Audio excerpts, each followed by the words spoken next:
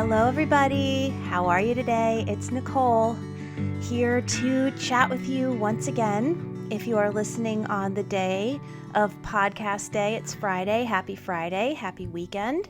If not, if you're just listening to this in the archives, welcome. And if it's your first time here, welcome, because there's a lot of healing to be done, a lot of beautiful magic here. So I hope you take advantage of all of it. So as I said, my name is Nicole. This is my podcast. It is called The Cure for Chronic Pain with me, Nicole Sachs, LCSW. Same name as my YouTube channel, which, by the way, I have been totally friggin' ignoring, and I am so sorry. I have not been able to get to making YouTube videos on top of all the work and all the kid stuff and all the being human stuff and now doing this podcast. But I am aware of that, and I know that I used to do the YouTube videos way more regularly because I wasn't doing a podcast. And sometimes I feel like, oh my God, it's so boring. How much can you guys hear from me? But then I get a million emails that, please, we want to hear from you more. So, I just have to get on it and make more videos. But my YouTube channel has a lot of good stuff on there, even the stuff that goes back a couple of years. Truth is truth. It remains the same, and there's a lot of good stuff on there. So if you are new, please refer to my YouTube channel. The Healing Yourself series, parts 1 through 4, will really give you a good idea of what I do here and of how to heal yourself. In addition, check out my website, thecureforchronicpain.com. Check out my online course there, Freedom from Chronic Pain. A lot of people have been asking questions about my course on my JournalSpeak page. So if you are not familiar, I also have a closed Facebook group called JournalSpeak with Nicole Sachs, LCSW. Come join us. It's a private group. The only people who see the posts are the members of the group. And I know I'm talking fast because I want to get this stuff over with, so I've got to slow down.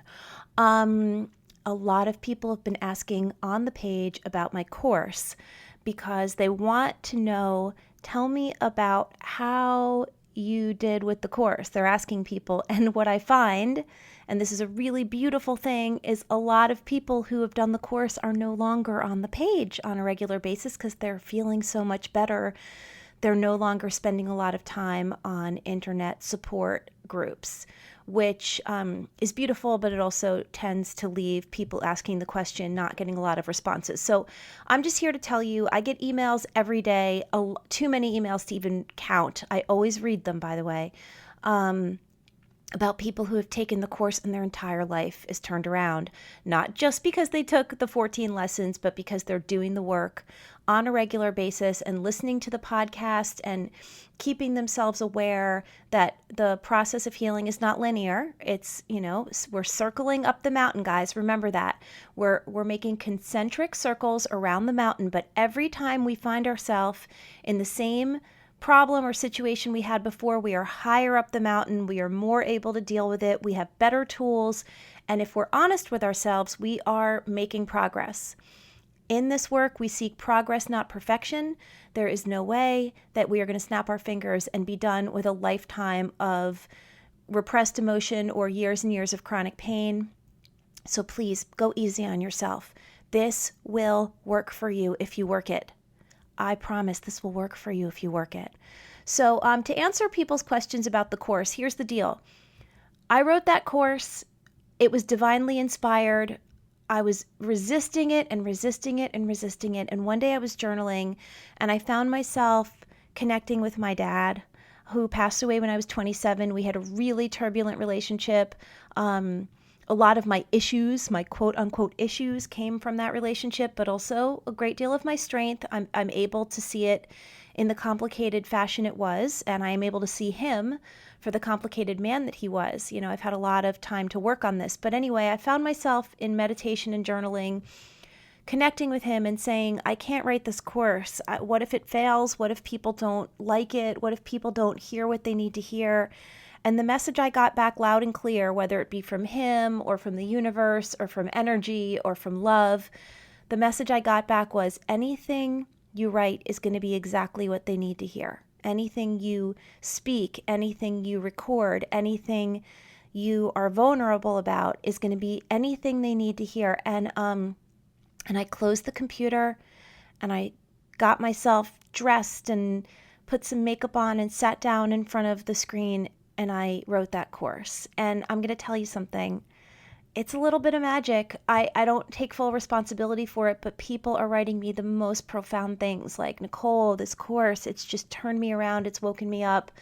It's filled my heart and I'm healing. And so that's the best I can say about the course. You know, I don't go back and listen to my videos and read the writings all the time. I have an idea of what I did, but when you channel something, when you feel like something comes from something greater than yourself, you know, all I can say is what other people are saying, which is that, you know, if you have a question about the course, it's really effective. And the truth of the matter is, you need to just love yourself enough to do this work. You need to believe that this is possible for you. And that's where I come in and I say, this is possible for you. This crazy, ridiculous notion that an emotional exercise can cure a physical condition is the greatest, deepest truth of anything I have ever seen in the universe, and you can do this. But you have to just do it. The course is one way. If you don't want to spend the money on the course, you can read the book, which is a lot less expensive, which is The Meaning of Truth on Amazon by me. You can find it. Search my name, Nicole Sachs. Search the name The Meaning of Truth. You will find my book. That's a lesser investment. Or you could just listen to these free podcasts and my free YouTube videos. Whatever path you take, just do this for yourself, because I promise you, your life is waiting for you. It is out there and it's available to you. So today on the podcast, and last thing I want to mention, I know I mentioned this a lot, but we're getting closer. Today that I'm recording this is February 5th. In a few days it'll drop.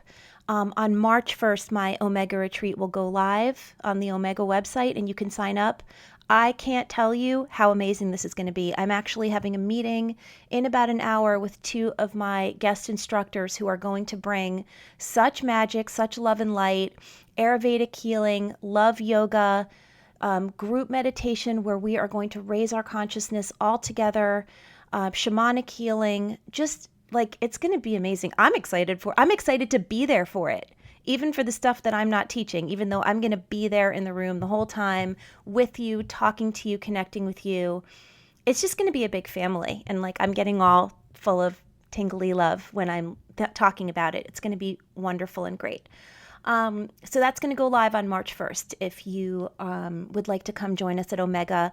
And also, if you don't know what the Omega Institute is, look it up online. Google the Omega Institute in Rhinebeck, New York. It's like going to sleepaway camp for 5 nights for grown-ups. It's amazing. Amazing. The food, the atmosphere, the people, the vibe, the live music at night, the meditation, the yoga, all of it. It's amazing. So anyway, today on the podcast, I'm just thinking about answering some of your questions that you pose online because I was going to do another interview this week, and I'm trying to upgrade my interview software because sometimes when I'm talking to people and we end up like kind of overlapping or talking at the same time, it's been obscuring the other audio. I don't know if you noticed that. So I'm trying to, I'm going through some troubleshooting with the software. So I'm like not wanting to record another subpar interview in terms of audio.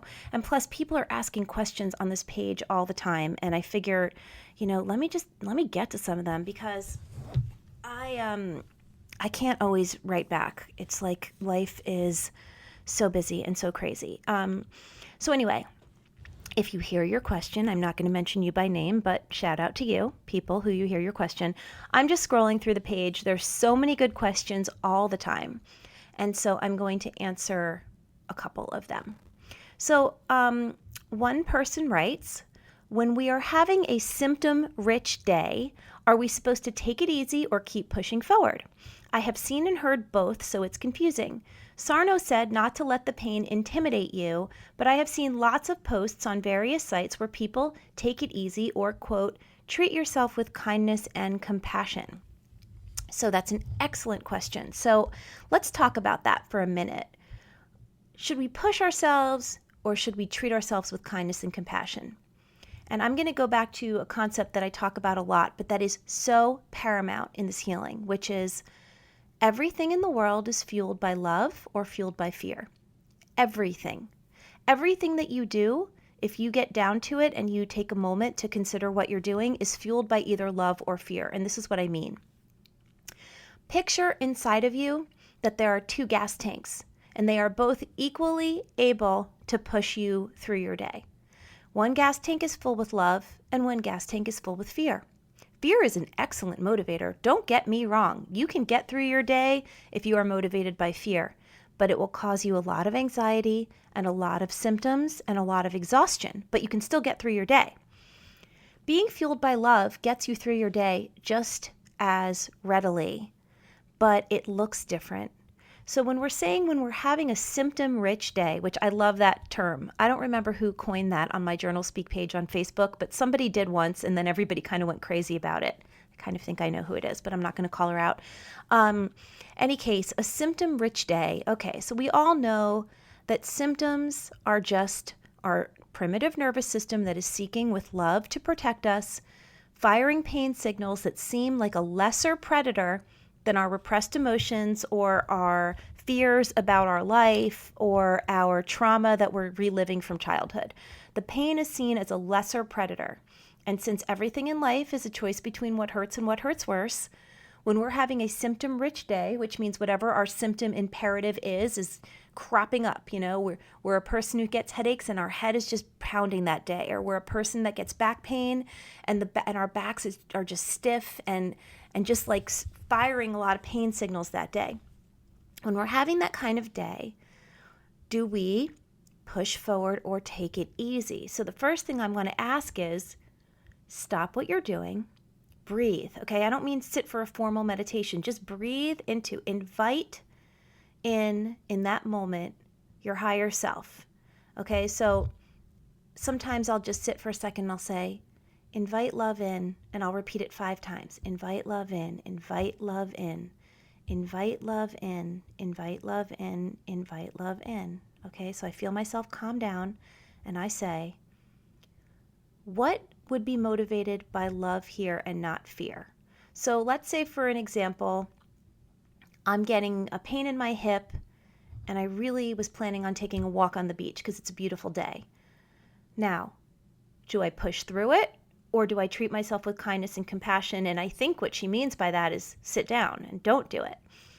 I would argue that if you touch into what's motivating with love and not fear, you might be able to do both. You might be able to take that walk, which I guess would be considered pushing through it, and treat yourself with kindness and compassion, which is, every few feet, if you feel like the hip is really giving you a hard time, maybe doing a little stretch, or saying, hey, I hear you.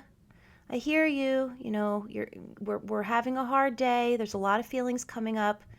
I'm going to treat us with love. We're not going to push it. We're not going to require that we walk a mile. We're just going to take a little walk. How about breathing a little bit more deeply? How about looking at the ocean a little bit more specifically to see the waves and to see the birds and to see the clouds? Like, maybe it could be a different kind of walk. But I'm going to operate with love. Now, I'm going to explain what operating with fear would be. Oh my God, I have to take this walk. If I don't take this walk, what does this mean about me? I'm broken. I'm trying to do this work, and obviously I'm failing at it if my hip is still hurting, and I'm taking this walk. God damn it, I'm going to take it. Or if we're even going to take that pendulum on the other side, this is also fueled by fear. I can't take that walk. Obviously, it's going to hurt me. All right, I'm sitting down, and I'm going to treat myself with kindness and compassion. Listen, if you're treating yourself with quote unquote kindness and compassion that way, it's not so kind. It's like a victim-y stance. Like, oh, I've got to sit down. Obviously, I'm not capable of this. Think about the energies you're hearing when I'm talking. One that is kind and gentle and like, we'll see how this goes. Maybe I'm going to push myself through it, quote unquote, and 5-10 minutes into this walk, I'm going to say, you know what, the most compassionate thing would be for me to go sit down on a bench on the boardwalk and look at people and feel the breeze for a few minutes. Maybe this walk that's as much of a walk we're going to do right now. Whatever it is, just understand that the goal of everything you do is simply to invite your nervous system to realize that you're okay. You don't have to feel so alone. So let's move to another question. One of the questions I see is, I feel so alone in this healing.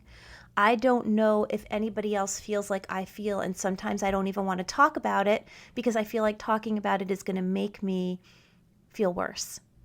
You are not alone in this healing. Even if you feel like you're alone, maybe it's because you're isolating out of fear. Once again, fear versus love. My best way to feel less alone is to do something differently. So let's say, for example, I have been trying to put my brave face forward and maybe I'm isolating a little bit. I haven't really been reaching out. I have been, doing things that are more distracting than self-care, meaning I'm watching TV or I'm scrolling through Instagram instead of doing my prayer and meditation and journal speak. Okay, time to press the pause button and say, if I keep doing what I'm doing, I'm going to get what I get. And I don't want to feel this way anymore. I don't want to feel alone. I don't want to feel isolated. So instead, I'm going to reach out. Now, if you don't have a friend or a therapist to reach out to, reach out on my Facebook page. I know it's there. I know it's free. And I know how supportive and lovely people are on it when you tell the truth. Reach out there. Or reach out to your higher power. I talk about spirituality. I don't talk about religion. I am not trying to tell you, if you are not a religious person, that you need to be religious for this to work at all. But I do invite you to call in your higher guides. Call in love. Call in the sun in the sky and the breeze in the trees and whatever it is that constitutes your God. And this is not God of religion. This is the God of connectedness. I use the word God sometimes as shorthand because it's just easier to say invite God in, but it's not the God that you defined in your, childhood, maybe, or maybe it is. But, for people, I get a lot of people who are very alienated from religion and then they choose not to be spiritual. And I say, human connectedness is God. The fact that we breathe in and out is God. The fact that the trees grow and shed their leaves and grow again is God. Find your connection to all that is human, because the reason you feel alone is you've lost that. And you're not nearly as alone as you think. And honestly, the not being alone is really a big part of healing. I remember when I was writing The Meaning of Truth, my mom was saying to me, is it possible for these people to feel connected, to learn when you're not in the room with them? Because you're the one who makes them not feel alone. And I've done a lot of thinking about that. And when I wrote the book, it was my greatest effort to make sure people understood that I was with them. If anyone read my book, my God, I fall over myself into a ditch and roll around in, I'm here. Do you know I'm here? I love you. That's the only way this works. And so if you're feeling alone in your healing, please understand you are not alone. Every one of us, when we suffer the same.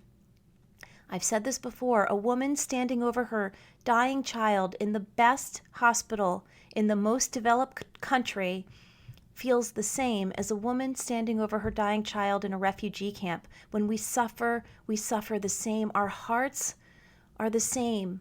Our hearts lift with joy the same, and they ache with suffering the same. And so you are not alone. And decide you're not alone, because your belief that you are alone is keeping you sick. And so that is really, really important in terms of motivating yourself with love, to realize that you are not alone. Okay. Let's move on. I am reading, I'm literally reading this as I'm talking to you, because that's how I roll. Okay, somebody posted a meme, just because you're taking longer than others does not mean you're a failure. All right, my friends, let's talk about the length of healing. I have talked to you guys a lot about the nervous system and about the fact that this perception of being unsafe, that our most primitive protective brain and nervous system are perceiving of our lives, this protective function that tries to keep us safe, it's not complicated. It's simply a reaction to a perceived threat. So when I say do your journal speak practice, right? So there's 3 parts to healing: believe, do the work, and patience and kindness for yourself. When I say this stuff, understand that however long it takes is going to be however long it takes for your nervous system to flip the switch from fight or flight to rest and repair. When the switch is flipped, you don't feel the pain anymore, straight up. That's how this works. The pain you're feeling is just a sensation. Nothing's wrong with you. You're just feeling a sensation of pain that is a reaction to the nervous system choosing the pain over the repressed emotions. And sometimes the repressed emotions just are big enough that it just takes time chipping away. And another thing I want to say, this meme where it says just because you're taking longer than others. What does that even mean, than others? You don't know others.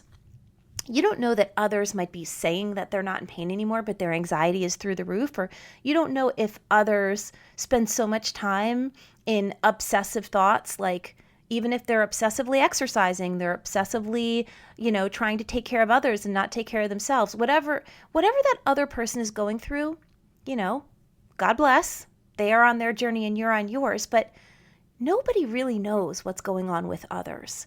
So comparing ourselves to others just in the very basic sense is a mistake. There's a saying, don't compare your insides to other people's outsides. The way people present themselves could make you feel like a failure any day of the week. In fact, if we were to buy into comparing ourselves with others, my God, failure would just be all the time. It would be our basic, because you can always perceive that somebody's doing better than you. Just keep going. The reason I love this meme is because just keep going. Just keep going. Oftentimes I talk to people about pretend you're in the woods and it's taken you a long time to walk in. If you've been in 10 years of chronic pain, it's taken you 10 years to walk in. So it's going to take a bit to come out. Not 10 years, but not 10 days. And I am here and I have descended from the heavens, and I come with the word of God, whatever that means to you, and I say, here's a roadmap. This will get you out of the woods, but you just need to keep walking.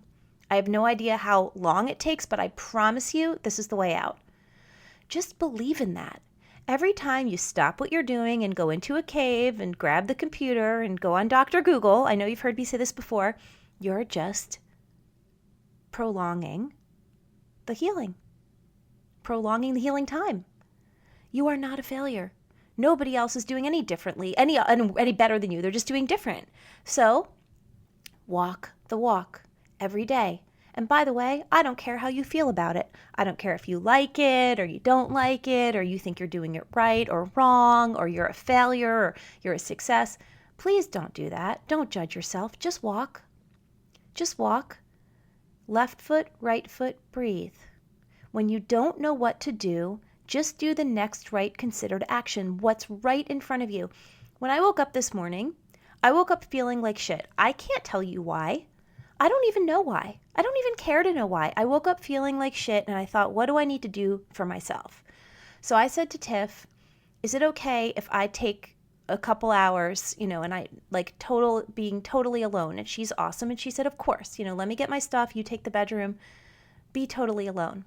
And the first thing I knew I needed to do is I needed to go back to sleep. I was tired.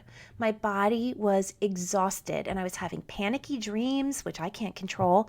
So I went back to sleep for an hour. Then I woke up and I thought, what's the next right considered action? And the first thing I thought is, I don't want to journal. And the next thing I thought is, that's the next right considered action. And I opened my computer and I set my timer on my phone for 20 minutes and I journaled. I don't even remember what I wrote anymore, but I journaled. I got out of my heart and my mind what needed to come out. And then I erased it right away because I don't need to ever reread it. It's just a practice. And then I thought, what time is my first client? And I looked at my clock and I thought, I have time to meditate. And I said, I don't want to meditate. And I thought, what's the next right considered action? Meditate, whether or not you want to. Because you're going to feel better and you friggin' know it, so cut it out and meditate. And I got into a comfortable meditative position and I put on my Insight Timer, which I love. It's an app you can get free on your smartphone, Insight Timer. And I set it for a meditation that I like, which is a beautiful chanting mantra with a woman with a beautiful voice. And I meditated. And sometimes I found myself planning what I needed to do that day, and I thought, no, back to my breath, back to my mantra. And I meditated for 20 minutes. And what was that? When that was done, I worked with two beautiful people who were struggling, and I was able to be in it with them and help them. And now I'm recording a podcast, and I feel great. I feel clear. I feel at peace. I feel so different than when I woke up this morning. Why? Not because I'm like an awesome superhero who's better at this than you, because by the way, I'm not. I'm just more practiced. I just did the next right considered action 4 times. I told my partner I needed some space. I went back to bed. I journaled and I meditated. And then I did my work, of course, because that's required of me. And now I'm doing this podcast because that's required of me, because I've required that every Friday I'm here for you. And you know what? Sometimes I don't like it because I feel pressure and I'm like, oh God, I have to come up with something else to say. That feels shitty. That feels hard. That feels like I can't do it. That feels like I'm boring and no one cares. And I say, nope, sorry. Those thoughts are just resistance. And resistance is just my nervous system keeping me safe. Because if I do this podcast and I'm out there, maybe I could get hurt. But you know what? Fuck that. Because you guys need me and I need you and we need each other and I'm doing this podcast. And so, do you get it? Resistance is just there to try to keep you safe. Resistance is just a TMS equivalent. Resistance is just back pain, and back pain is anxiety, and anxiety is migraines, and migraines are fibromyalgia, and fibromyalgia is irritable bowel, and we are just suffering because we don't know that we're safe. And we can't choose to be safe. We have to do the work. We have to trick our nervous system into realizing, oh, she's safe. Oh, she doesn't need the pain to keep her small, to keep her quiet, to keep her in bed. Oh, well then fine. I mean, there's nobody's against you here. Your body isn't like in conspiracy to make you small. It's just trying to keep you safe. So, that's another very important point that we have to remember. And okay, so I'm getting to the end of a half hour, which I think, between a half hour and 45 minutes is ideal for this podcast. Okay, so I'm going to say one thing more, which is I think you need to understand something. This is something that you can do. And not only is this something you can do, this is something you have to do. I was talking to someone this morning about surrender and, the whole concept of surrender to win. Surrender in our society is seen as a weakness, that we are less than if we give up or what have you. I'm saying right now that we've been lied to, and surrender is everything, and surrender and you win. Let go. Let go. Your nervous system, when you're hanging on so tight and you're saying, I must be well, and, I'm so scared, I need to be well. No, just let go. Let go. As Joe, my favorite cheerleader, Joe Tugnon says, well, he doesn't say it, I said it, but he loves that I said it, which is raise your hands to the sky, put your face up to the sun and to the wind. Breathe, exhale, let go. You're okay. Don't hold on to expectations. Don't hold on to outcomes. Don't watch the clock. Just say, I want to be free. Invite in the love of the universe, whatever it is that your higher self, your higher power, and say, I am open to being helped. I'm open to being carried. I'm open to love.